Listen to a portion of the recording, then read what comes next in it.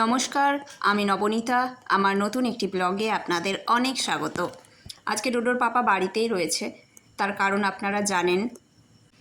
শনিবার আর রবিবার ওর বাবার ল্যাব ছুটি থাকে, তাই সকালবেলা উঠেই ওর বাবার জন্য আগে চা বানালাম, দুজনে চা খেলাম। আর আমার ছেলে আজকে একটু ছোলা ছাতুর শরবত খেলো। এরপর ওর বাবা গেল নিচে ঠাকুরের জন্য ফুল তুলতে, আর আমি একটু জলখাবারের ব্যবস্থা করলাম। একটু আলু, পেঁপে, কুমড়ো দিয়ে ডালিয়ার খিচুড়ি বানিয়েছি, আর একটু পাঁপড় ভাজা। আমার ছেলে এবং ওর বাবা দুজনেই খিচুড়ি খেতে খুব ভালোবাসে।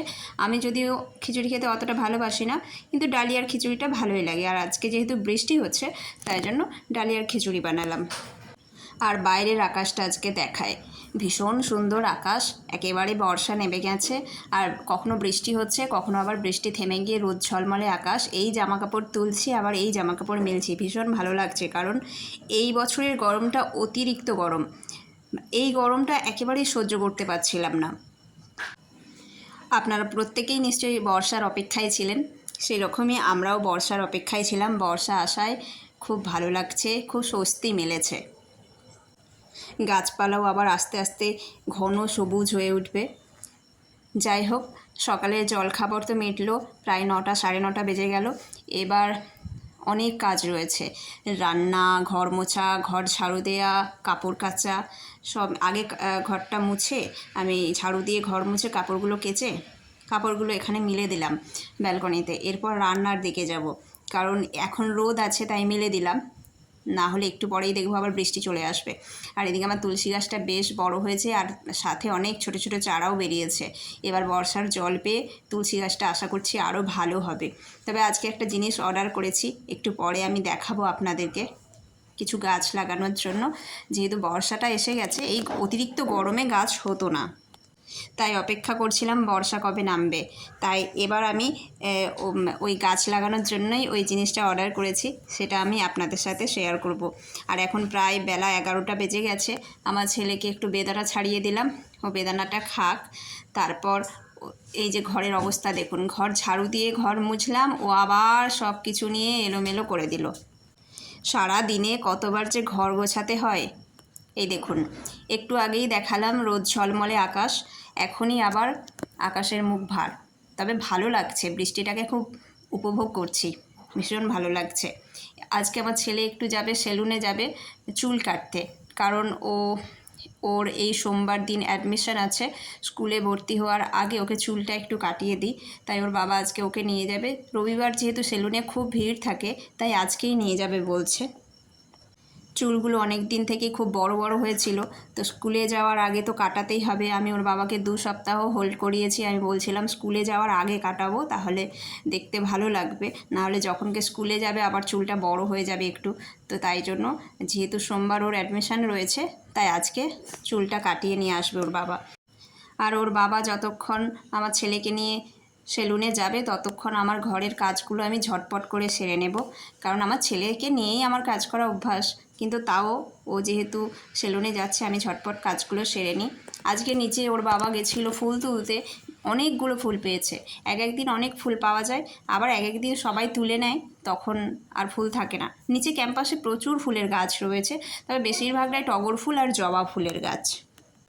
বিভিন্ন রকমের জবা ফুলও রয়েছে, কিন্তু জবা ফুল পাওয়া যায় না, সবাই তুলে নেয়, তাই ছোটোখাটো 2-1টা কুড়ি ওর বাবা নিয়ে আসে। আর টগর ফুল মাঝে মধ্যে প্রচুর পাওয়া যায়। আর আজকে যেটা বলছিলাম, গাছ লাগানোর জন্য আমি একটা জিনিস অর্ডার করেছি, সেটাই এসেছে। তার সাথে আমি একটা নিজের জন্য একটা কসমেটিক্স অর্ডার করেছিলাম, একটা লিকুইড সিঁদুর নিয়েছি শেহনাজ হোসেনের। আসলে এই একটা দুটো জিনিসের জন্য বাজারে যাব রেডি হয়ে, বাচ্চাকে নিয়ে ওর কষ্ট হবে, সেই জন্য আর যাই না। আর বাজারটা যেহেতু অনেকটাই দূরে, মেন মার্কেটটা অনেকটাই দূরে, তাই আর যাই না, অনলাইন অর্ডার করে দিলাম।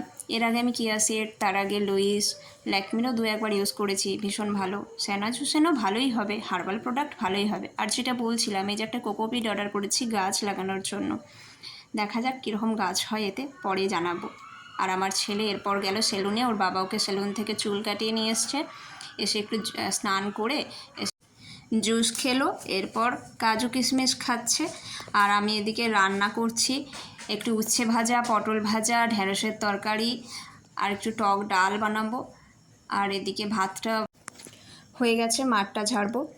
আর এদিকে মাছটা ফ্রিজ থেকে বের করে রেখেছি, পটলটা ভেজে উচ্ছেগুলো ভাজতে তুলে দিলাম। আর একদিকে মুসুর ডাল সেদ্ধ করতে বসিয়েছি। আজকে আম দিয়ে একটু টক ডাল বানাচ্ছি, যেহেতু ডালটা সেদ্ধ হয়ে গেলে সাঁতলে দেবো। রান্না হয়ে গেছে, এখন প্রায় 1:30 মতো বাজে। আর ওর বাবা ঘরে থাকলে তোর বাবার হাতেই খায়। একটু মাছ ভাজা করে তাকে হলুদ আর জিরে গুঁড়ো একটু নুন দিয়ে সেদ্ধ করে দিয়েছি। আর 2 রকমের ভাজা, একটুখানি তরকারি আর টক ডাল দিয়ে ওর বাবা ওকে ভালো করে মেখে খাইয়ে দিচ্ছে। ওর খাওয়া হয়ে যেতে ওর বাবাকেও খেতে দিয়ে দিলাম।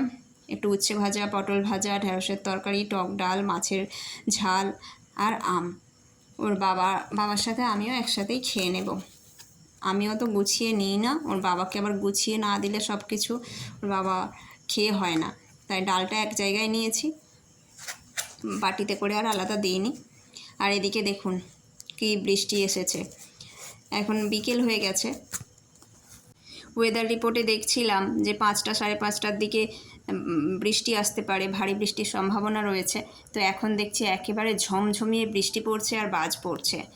ভীষণ ভীষণ ওয়েদারটা ভালো হয়ে গেছে।